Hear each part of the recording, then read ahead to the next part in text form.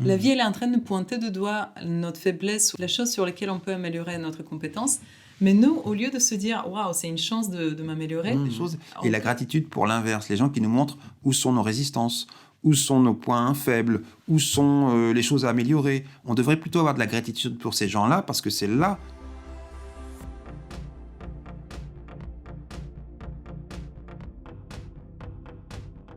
Toujours avec la notion de self-esteem, parce que quand tu viens et tu critiques, dans la critique, en France, il y a un côté négatif. On n'aime pas ça. Oui, et puis pourquoi on n'aime pas ? Parce que l'autre, on le prend tout de suite comme si l'autre, il a un regard négatif. Donc, je suis quelqu'un de pas bien.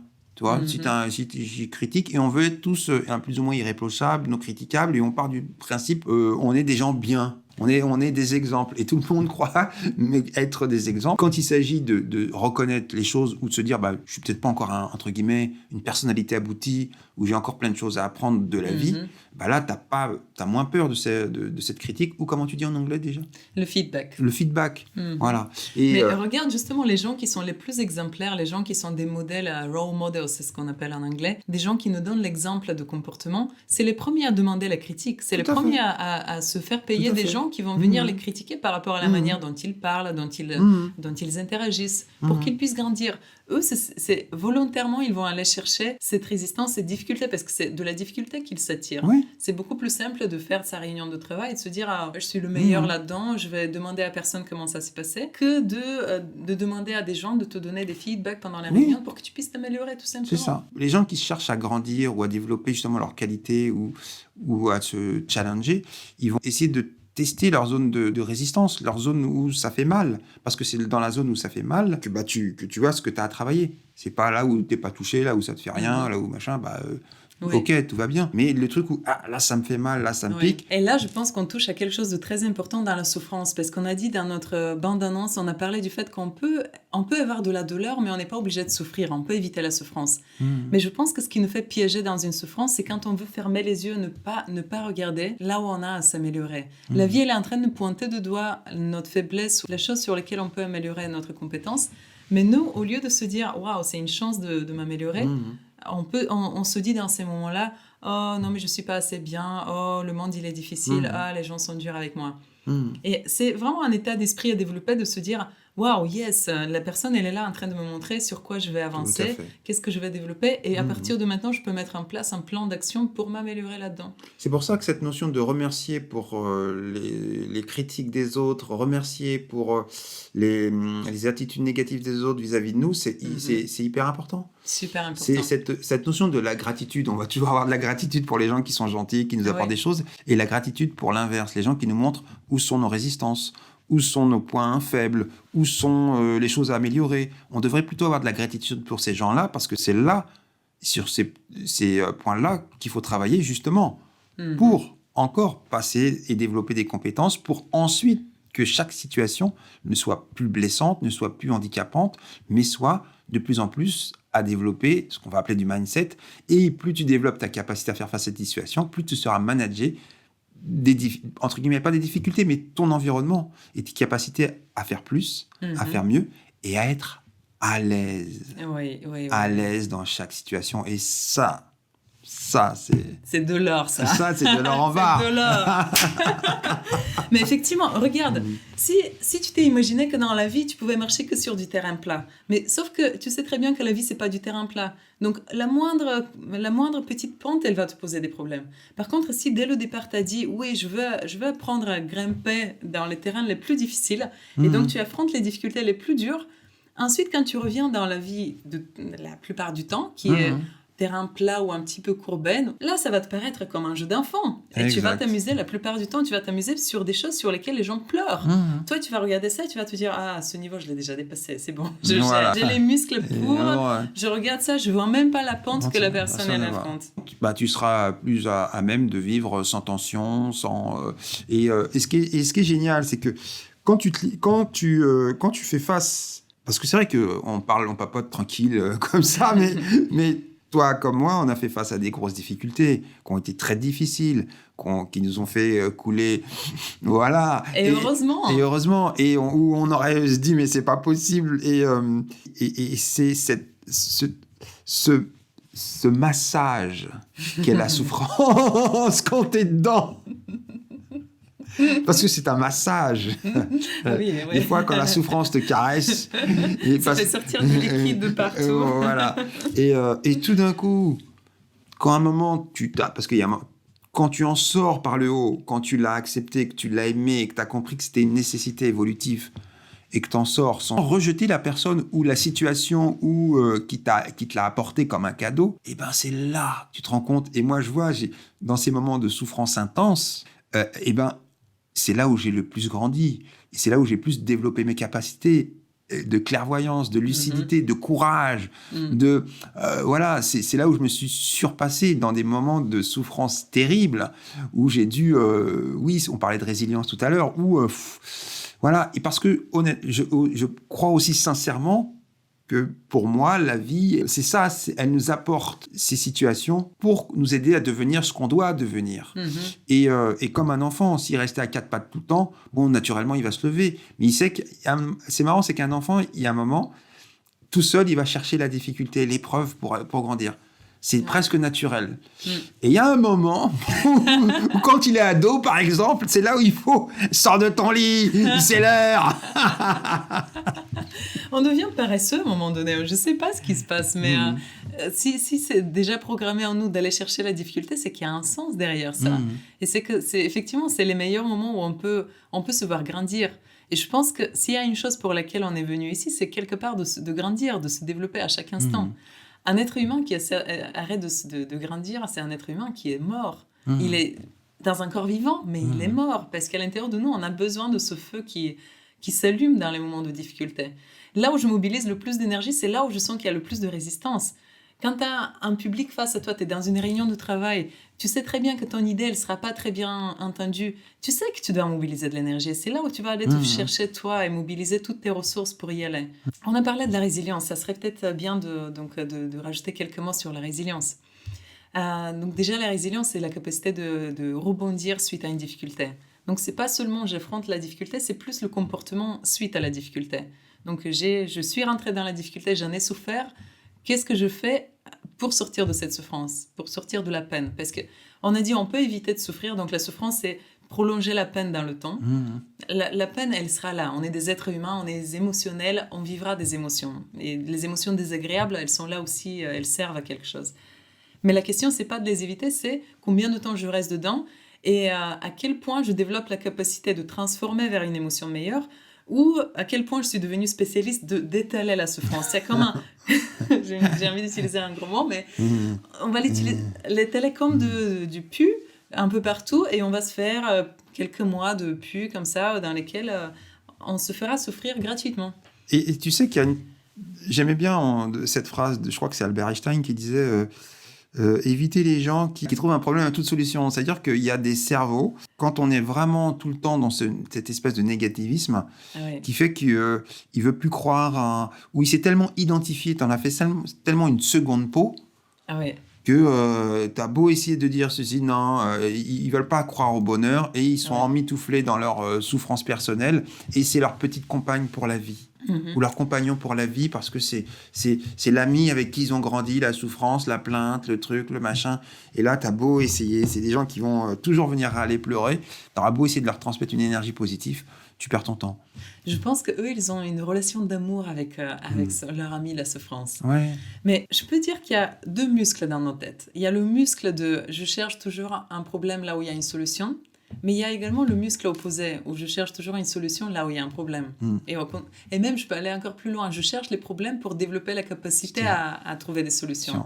Parce que ça aussi, c'est un peu comme on disait tout à l'heure, on apprend à marcher sur un terrain qui est de plus en plus dur, mais de la même manière, on développe cette agilité mentale de trouver des solutions à des problématiques de plus en plus complexes. C'est des muscles à s'entraîner. Il y a des gens qui passent leur vie à s'entraîner, à développer le muscle où j'identifie dans chaque solution le problème qui pourrait exister. Il est peut-être existant à 0,001%, mais la personne, elle a tellement cette capacité de trouver cette version de la réalité qu'elle va toujours te la sortir. Mais de la même manière, on peut développer l'opposé. Là où 99% de la population va te dire c'est impossible que tu dépasses ce problème, Toi, tu as une agilité mentale qui te permet à chaque instant de trouver une version de la réalité qui t'aide à trouver une solution. Et te dire, non, je vais regarder la situation différemment et j'avancerai. J'ai découvert il n'y a pas longtemps, là, parce que j'ai mes fistons qui font qui se lancent dans certaines activités commerciales. Et l'histoire de l'océan bleu et l'océan rouge. Je ne connaissais pas ce concept d'océan bleu et d'océan rouge. Et justement, l'océan rouge, c'est là où tout le monde va... c'est une situation où on va prendre un marché pour un produit et tout le monde va se partager cette part de ce produit que tout le monde veut avoir. Et donc, le distributeur, ils vont tous être sur le même produit. Et l'océan bleu, c'est quelqu'un qui va être capable de sortir une particularité de cette chose commune. Mais de cette chose commune, il va pouvoir en faire quelque chose de propre, de propre à lui-même, qui va intéresser les autres. Oui. Et comme il va être le seul à développer cette particularité ou cette chose, eh ben, tout le monde va se tourner vers lui pour aller chercher son produit, pour aller chercher la chose innovante que lui, il aura réussi à produire. Et c'est ça, c'est l'innovation. C'est-à-dire que et notre capacité à essayer d'innover dans des situations, dans des comportements nouveaux, et c'est ça qui va peut-être créer ensuite, une satisfaction, parce qu'on ne peut que continuer à se développer ou avancer, parce qu'à un moment, il y a une satisfaction.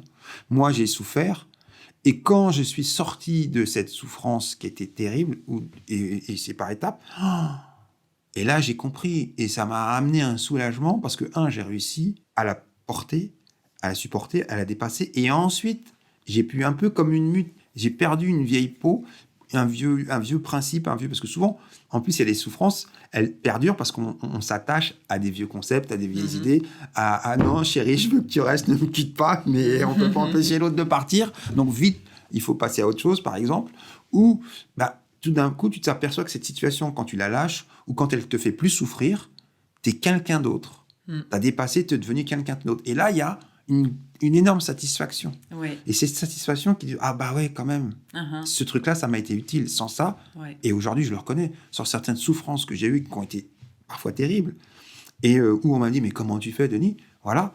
Et ben moi, j'ai accepté, j'ai supporté. Mais aussi, derrière, il y a l'espérance. Parce que derrière, il y a une espérance que c'est pas inutile et que ça va m'amener quelque part. Cette espèce, souvent, des fois, cette espèce dans la tempête de la vie, d'avoir ce petit point lumineux, alors qu'on peut appeler la foi, la confiance dans la vie, et qu'on essaye de pas se perdre dans cette tempête des émotions qui nous se balancent, et on garde un espèce de cap. Et quand on arrive à sortir de ça, de la tempête, et que l'on retrouve le calme, et souvent, on s'aperçoit qu'on est à un autre niveau de vibration. Voilà. Mais justement, là, tu l'images bien, parce que je pense qu'effectivement, au début d'une difficulté, on doit mobiliser de l'énergie pour la traverser. Il y a un effort à faire. Sauf qu'une fois l'effort fait, une fois la difficulté dépassée, il y a tellement d'énergie qui va recirculer dans notre corps que ça va dépasser la quantité qu'on a mobilisée au départ. Donc, quelque part, si on arrivait, quand on est face à une difficulté, si on arrivait à se projeter dans nous, en tant que celui qui a dépassé la difficulté, et voir l'énergie que ça nous redonne, on sera beaucoup plus motivé de mobiliser cette énergie au début et de la dépenser pour pouvoir traverser la difficulté. Et si on voit que le processus, quelque part, la récompense, elle est plus grande que l'effort fait, on sera dans le désir de faire l'effort. On l'avait dit la dernière fois, notre système cognitif, il est basé sur cette balance entre effort et récompense. À partir du moment où je vois que ma récompense, elle est plus grande que l'effort fait, mon système est motivé. J'ai de la motivation pour y aller. Voilà, donc pour les gens qui veulent se challenger, il faut aller chercher la difficulté. Là, il ne faut pas avoir peur de la difficulté, il ne faut pas avoir peur de la souffrance. Il faut savoir que ce sont les outils révolutionnaires pour nous faire changer. Parce que naturellement, on va résister. On a cette tendance à la résistance parce qu'il y a des choses, on veut tous changer, mais qui arrivent à changer. Voilà, on va voir des gens, on va voir des coachs, on va voir des maîtres, on va voir parce qu'on a envie de changer, on aspire à un autre modèle de nous-mêmes. Et pourtant, la souffrance du lâcher-prise de ce qu'on est, c'est la souffrance d'un changement de situation, c'est la souffrance de sortir de ce qui nous empêche d'atteindre. Et si on sait l'accueillir, c'est gagné, c'est gagné, c'est gagné. Et si on sait accueillir et avec bienveillance sa souffrance ou la personne qui nous apporte cette souffrance, ou la situation qui nous apporte cette difficulté. Enfin, on peut s'éprouver, parce que c'est quand même énorme de pouvoir s'éprouver. Quel maçon, quelle personne qui pourrait apprendre un métier toute sa vie dans des livres et ne jamais aller construire sa cathédrale. On dirait, mais t'as fait ça, mais t'as dû en chier. Ouais, j'en ai en chier, mais voilà, j'ai réussi à le faire. Et c'est là où il y a l'accomplissement. C'est quand t'arrives à t'aspires à ça et que tu arrives à le devenir. Donc, les outils de la transformation, ok, on peut aller voir des gens qui vont nous donner des conseils de ceci, cela, mais à un moment, on va être sur le terrain de sa propre... on va être son propre argile. Il va falloir se remodeler. Oui. Et souvent, la souffrance, pour moi, ça a été le meilleur allié pour se remodeler. Pour moi, la souffrance, c'est comme un massage. Parce que les attachements et les blocages sont dans la mémoire. On se fait masser assez souvent. La mémoire. Il y avait un film comme ça. J'ai eu trop de massages cette semaine. Voilà. Mais il y avait un film que j'aimais bien, c'était La mémoire dans la peau. Tu sais, il y a eu toute la série 1 et 2, La mémoire dans la peau. Et ben, on a une mémoire dans notre peau. Et la souffrance, c'est un massage qui vient évacuer la mémoire. Pour être un homme. Comment on appelait ça? Curissage? Non, c'est comment on appelait? Oui, un curage. Curage. Voilà. Et donc, c'est pour ça. Et quand tu sens la souffrance, ça te prend, ça te malaxe. Ça te broie. Voilà. Et ce que j'ai découvert, on parle souvent d'énergie, toi, des choses qui te donnent de l'énergie. Mais une souffrance, c'est une force, c'est une énergie, ça. Il y a de l'intensité. J'ai pas une souffrance. Il y a personne qui dit, moi, j'ai une souffrance molle. Une souffrance, c'est toujours intense. Il y a toujours de l'énergie dans une souffrance. Il n'y a pas une souffrance molle. La souffrance, c'est une stimulation. Et sans cette stimulation, la vie, des fois, elle devient ennuyante. Une vie trop confortable, c'est une vie d'ennui. Mais pour pouvoir y aller avec le bon état d'esprit, il faut suivre l'exemple des enfants, je pense. Un enfant, il est dans un état d'esprit de curiosité et d'apprentissage constant. Il a juste envie d'apprendre. Il a un cerveau qui est quelque part nettoyé de tout apprentissage. Il a besoin de réapprendre plein de choses. Et son cerveau est programmé pour chercher l'apprentissage. Donc, il peut tomber 2000 fois, mais il va apprendre à marcher parce qu'il a besoin de compléter ce programme qui s'appelle marcher pour lui. Mais nous aussi, on peut appeler nos programmes d'apprentissage, je ne sais pas, gestion de colère, c'est un programme d'apprentissage, et on aura besoin d'affronter, de tomber 2000 fois peut-être, de se tromper 2000 fois, de péter un câble 2000 fois avant d'apprendre à vraiment maîtriser la chose. Et souvent, on prend l'exemple de la mère française, et l'enfant, il tombe... Oh, mon pauvre petit, tu t'es fait bobo. Oh là là, c'est triste, c'est dommage. Oh, mon pauvre... Et la femme anglo-saxonne qui... Allez hop, tu te relèves et tu repars. Allez hop, tu te relèves et il n'y a pas de truc, mon pauvre chéri, mon pauvre machin. Et donc, pour lui, c'est pas un échec. Tandis que nous, on lui... Par vouloir lui amener soi-disant une tendresse réconfortante, on montre sa difficulté où il a soi-disant un peu échoué comme étant un drame. Et il doit être réconforté. Au lieu de voir ça comme, ben non, tu te relèves et c'est reparti. Et relève et c'est parti. Et il n'y a rien à... C'est pas un drame. C'est pas mon pauvre chéri, moi, qu'est-ce qui t'arrive, tu t'es fait bobo. Non, c'est normal, vas-y, on recommence, c'est reparti. Oui. Et c'est cet état d'esprit de soi-disant qu'on veut apporter du bien et en fait on apporte des messages qui sont faux dès le départ. Chaque difficulté dans laquelle j'ai pas appris la leçon, elle va revenir. Donc je vais revivre la même situation de manière répétée. Et pour moi, c'est déjà le premier l'accueil. Quand la difficulté se présente à toi, quand la souffrance se présente à toi, c'est pas de se contracter, mais c'est l'accueil. C'est l'accueillir.